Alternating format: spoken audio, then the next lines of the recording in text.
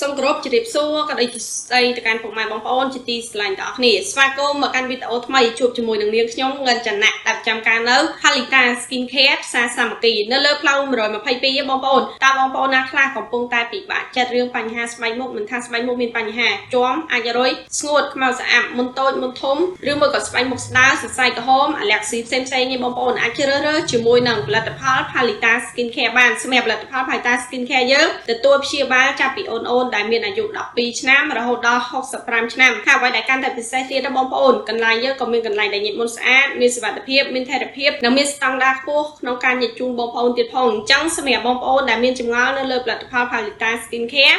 ឬមួយក៏សេវាកម្មញិតមុនបងប្អូនអាចឆាតសាកសួរបានណាសម្រាប់វីដេអូនេះនាងខ្ញុំមានតែប៉ុណ្្នឹងទេអរគុណបងប្អូនដែលទស្សនាវីដេអូនេះតាំងពីដើមរហូតដល់ចប់ជួបគ្នានៅវីដេអូក្រោយៗទៀតណាបាយបាយ